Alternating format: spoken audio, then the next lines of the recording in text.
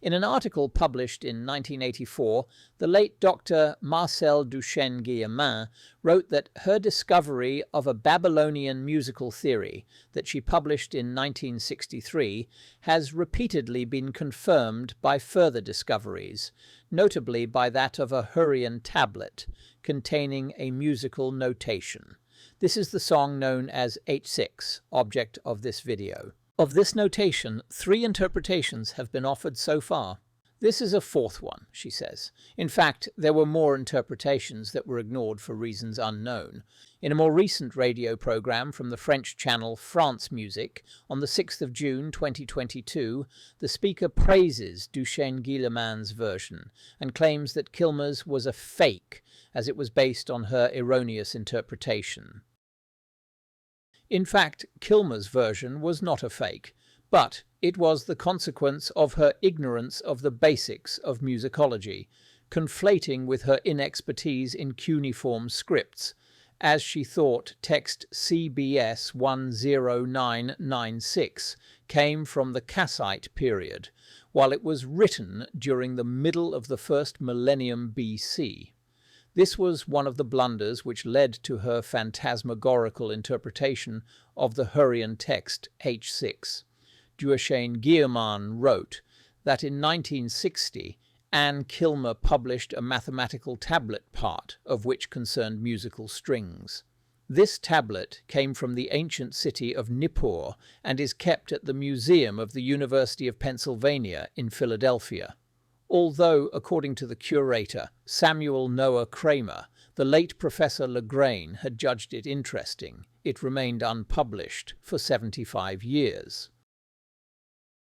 Kilmer's incompetence is clearly seen in the commentary of her aforementioned article, where she writes, "Column 1 in particular is unique, in that what is preserved of this column deals with the strings of one or more musical instruments.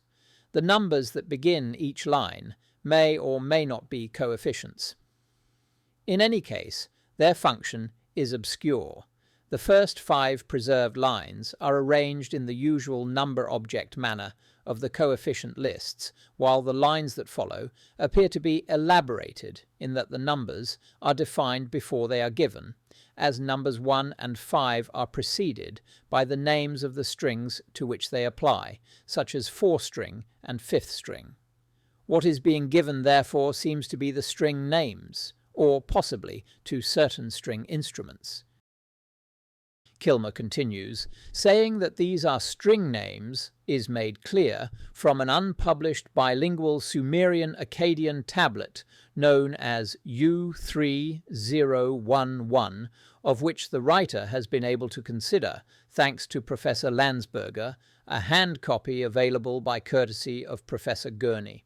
There, the obverse deals with a certain 9-stringed instrument. The consecutive numbering of strings 1 to 9 is 1, 2, 3, 4, 5, 4, 3, 2, and 1, with the last 4 said to be behind. The instrument must have, therefore, either 2 rows of strings, one placed behind the other, or a 2-part arrangement in a single row, one set of which are numbered in one direction and the other from behind. This shows that Kilmer has absolutely no knowledge of both musical instruments and of elementary musicology. Eventually, Kilmer associated numbers and their names to pitches, following Duchesne-Guillemin's interpretation of the values for these named numbers. Thus, number 1 equated to our Western C, 2 equated to D, and so on, in unashamed oxycentricism. However, while Duchesne-Guillemin saw these numbers played consecutively, Kilmer heard them simultaneous, as what she called die chords, and insisted that the pairs must be played exclusively as simultaneous intervals, without a shred of evidence in favour of her hypothesis.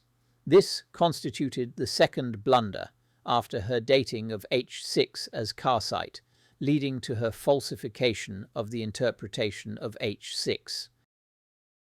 At about the same time, Professor Gurney, with the advice of musicologist David Woolston, translated an old Babylonian text, known as U780, dated from around 1800 years BC.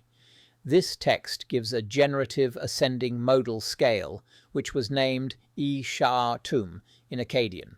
This modal scale included 9 pitches and started with an E as E, F, G, A, B, C, D, E, F. From the generative modal scale, the text gives instruction to locate within a lazaku interval, meaning unclear or approximate tritone. The text further instructs to adjust 1 or 2 of the strings of this unclear interval in order to make it clear. This operation leads to another scale. For instance, in the modal scale of E Sha Tum, the unclear interval is between strings 5 and 2. Tune down string 5. This generates the modal scale of Ka Bli Tum, or B, C, D, E, F, G, A, B, C. The process is repeated until the last modal scale equates to the first modal scale. Then the process is reversed until it comes back to the initial generative modal scale. However, following a mistranslation of a term in the text, it appeared that the system was descending and not ascending, as was previously thought. With this new understanding, the order of the modal scales started with the generic descending enneatonic, or scale of 9 pitches, C, B, A, G, F, E, D, C, B, followed by F, E, D, C, B, A, G, F, E. This changed the nature of the intervals, as previously established by Duchesne-Guillemin and Kilmer. However, Kilmer would not have it and persisted in her views. This led to the third blunder, leading to the falsification of the interpretation of Hurrian text H6. The fourth blunder came from the accumulation of the first 3 in relation to the notation inscribed in the text H6.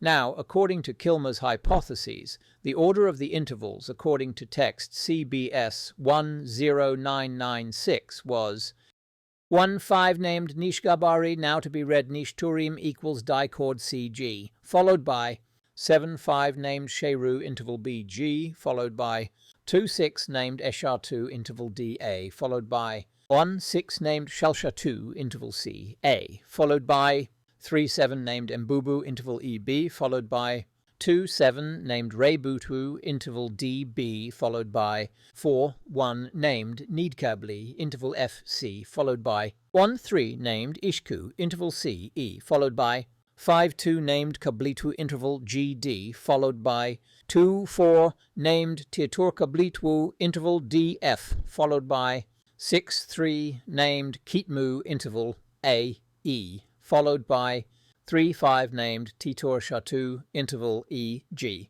followed by 7-4 named P2 BG, followed by 4-6 named Surdo interval FB. Kilmer, Duchesne-Guillemin, Woolston, and many others, probably obnubilated by Western supremacy, saw all Oriental musical matters ascending, diatonic and heptatonic, Kilmer adding the harmonic dimension to the confusion by falsifying the evidence, as I shall demonstrate. In the meantime, the late Hellenist, Professor West, wrote, in an article published in Music and Letters in 1993, that, I quote, "At present, we have 4 rival decipherments of the notation, each yielding entirely different results. It is the main purpose of the present article to propose a 5th, which I believe to be superior to those advanced hitherto." Thus West thought we were all mentally deficient, and that he alone held the truth, indubitably, a position generally held by Hellenists claiming antecedent superiority. All overlooked that the contents of text CBS 10996 being Neo-Babylonian from the mid-1st millennium BC and not Kassite from the middle of the 2nd millennium, and therefore the information within could not possibly apply to the Hurrian text H6, because both texts are distant from one another by almost 1,000 years, with each responding to a different system, the Neo-Babylonian being a heptatonic compression of an earlier tridecatonic system within which the notation of Hurrian text H6 had lain. The irregularities in the succession of intervals in text CBS 10996 are the cause of some intervallic inversions, due to their compression into a heptatonic fold.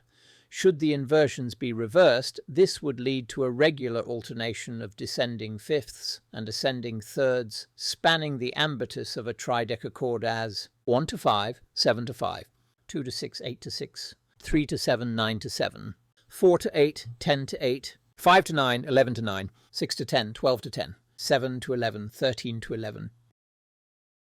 Kilmer had obstinately adhered to her conviction that the Hurrian song should be taken not only diatonically, heptatonically, ascendingly, but also harmonically, being the culmination of her falsifications, as I shall now explain. The Hurrian song gives the names of intervals as they appear on text CBS 10996. However, Kilmer's usage of the Neo-Babylonian text changed the nature of the intervals. Additionally, the colophon of the text says that the song is in the modal scale of Need-Keebley, or an ascending modal scale of C, while it should be descending, an enneatonic modal scale of E. Furthermore, insisting that these intervals were harmonic, or dichords as she named them, sank her in between the horns of dilemma, as the colophon of the Hurrian text is formal since it says that it is a song, and as far as we know, the human voice can only sing one pitch at a time. But this did not bother Kilmer at all, who found justification for her hypothesis of dichords, having an instrument playing the second pitch of the chord. Amazingly, her version became very popular, despite being a musical nightmare which could not lend itself to any coherent analysis. To resume, most who have attempted at interpreting the Hurrian song H6 have A. chosen the wrong system, that is heptatonic versus enneatonic. B. have taken the system as ascending while it is descending. C. have taken the intervals as empty dichords rather than melodic, that is filled intervals.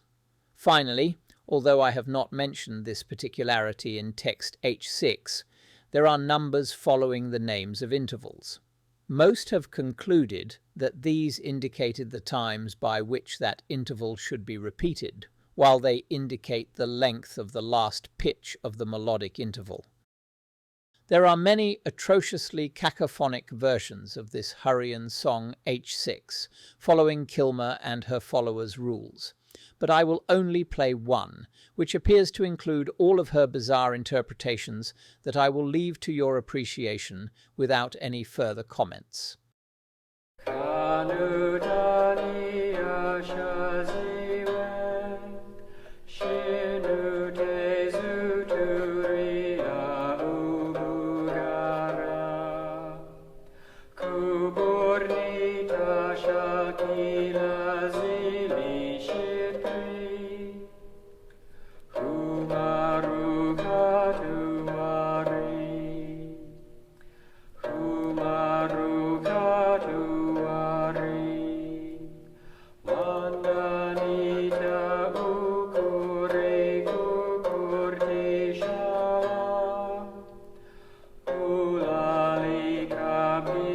Alibi shirit unu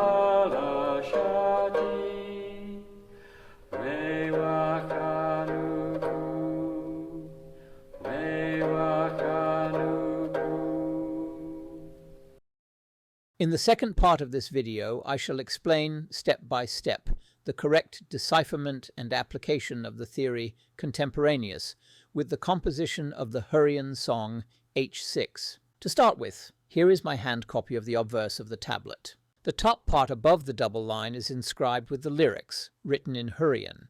The part below the double line is the musical notation. A colophon is inscribed at the bottom of the tablet. This is the transliteration of the colophon. Anu Zamarum Shah Need Kibli, Zaluzi Shah Dingir Mesh, Ta Urea Shu Amurabi, which translates as, "This is a song in the modal scale of Need Kibli, a Zaluzi for the gods, composed by Uriah and copied by the scribe Amurahabi." Now, the word Zamaru is both a substantive, a song, and a verb to sing. The Chicago Assyrian Dictionary is formal, as it says that the song could be accompanied or not by a musical instrument. But if it were accompanied, the name of the instrument would be given. This colophon does not mention any instrument, and thus we must agree that the song was sang a cappella. The colophon further indicates that this song must be interpreted in the scale mode of Need Kibli, which is the fourth scale of the Enneatonic system, E, D, C, B, A, G, F, E, D. Now we must indicate the values of the intervals as inscribed in the tablet, and transcribe to the modal scale of Need Kibli, first the descending fifths and then the ascending thirds. Now we shall examine the music notation and organize it into a grid. We note that the music is written on 6 lines, from line 5 to line 10. Each line includes 6 intervallic terms. We note a lacuna at line 6, interval 6, and another lacuna at line 10, interval 6. These could be reconstructed. My interpretation of the numbers which follow the intervals comes from my musicological experience, which directed me towards the logic that the number must be applied to the last pitch of the interval. For instance, with kahblite, A, G, F, E, D, the value of the number would be applied to pitch D. Now, should the value of one equate to the value of the other pitches of the interval, there would be no purpose to write number 1 after that interval. Therefore, I concluded that the numbers following the intervals would equate to twice the value of the pitches in the intervals. For instance, should each of the pitches in an interval equate to an 8th note, then the numbers would equate to double the 8th note, or a quarter note, for example, 1/8, 1/8, 1/8, 1/8, and a quarter. When number 2 followed the interval, the value of the last pitch would be a half note, and so on.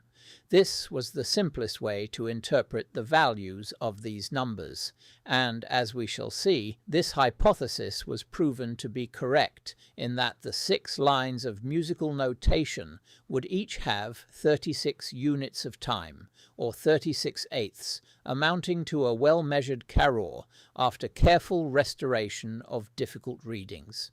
Structural analysis suggests that line 1 was an introduction to the song and that line 10 was a conclusion naturally leading back to line 1. This is why line 10 has only 5 bars, since the 6th would be the first bar of the introduction, leading to the second part of the lyrics, as indicated by the double line and the Winkelhakens between lyrics and music. The lyrics caused problem because of our limited knowledge of the Hurrian language. However, a counting of the syllables came to an almost perfect match with the number of 8th notes, with, however, space for pneumatic and melismatic expressions other than syllabic. We see that the lyrics extended to the reverse of the tablet, and for that purpose the scribe used what is called catch lines, meaning that the last terms of the obverse were repeated on the reverse, to help the singer read the correct line. Now we come to the analysis of the song H6 in my interpretation. Firstly, the introduction at line 5. There, the singer would have sung melismata on the typical alala, alalu, or alele, a well-known Babylonian manner to sing notes in the absence of text, as with our le, la, la, or a, a. The line ends with an unknown term, Ushta Marie, which might have been a long pause prior to singing the lyrics. Lines 6, 7, 8 and 9 present no problem and lead to the conclusion at line 10. This is the conclusion. The last bar leads to the first bar of the introduction. I have transcribed this song in just intonation and will explain later how modality was applied to the tonal version. Similarly, the lyrics are given in Akkadian syllables, as this is how they were written on the tablet, although I am aware that Hurrian linguistic inflections would have sounded very differently from Babylonian.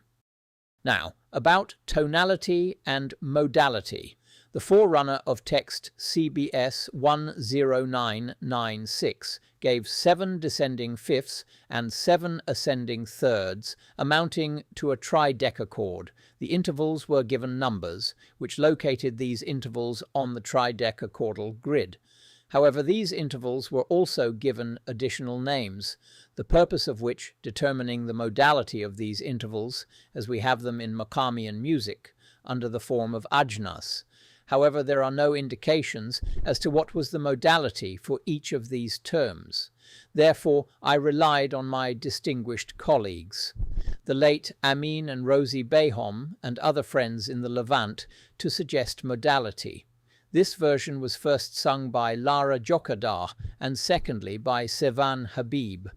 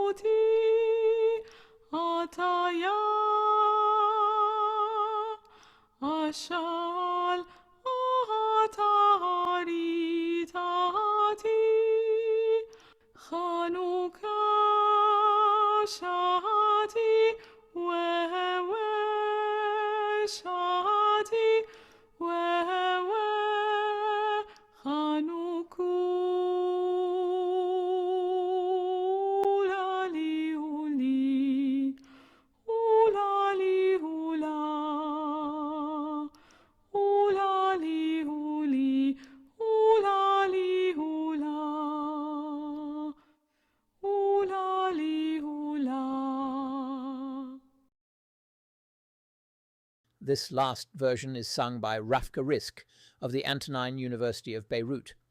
The lyre is not a harmonic accompaniment, but serves only as a guide for the singer, since it plays the same pitches as the melody.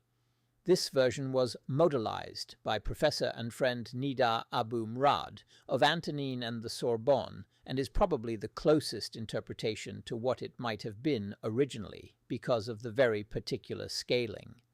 This concludes this video about the interpretation of the Hurrian song H6.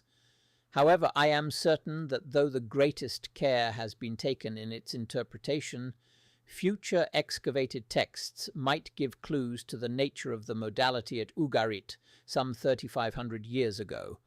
I will therefore apologize and hope the future will make right what I got wrong.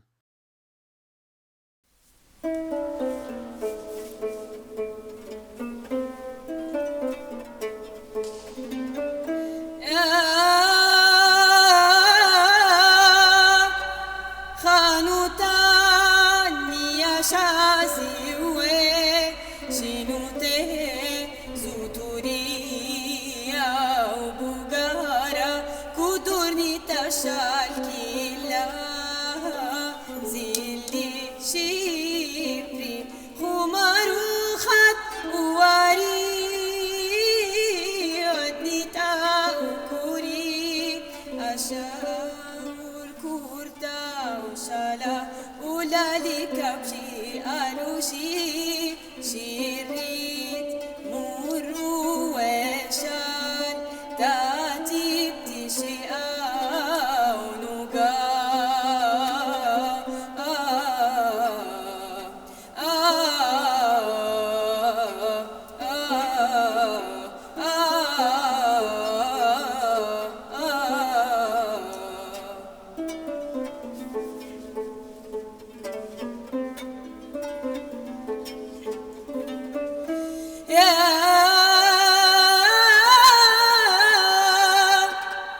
بشيلي ومقال أكالي شمس ما ميتولي وكوكال تونوني تاخنوكا كالتاني نيكالا نيخورا شال خانا خانوتي أدايا شال أتاني تاتي خانوكا شاتي وي شاتي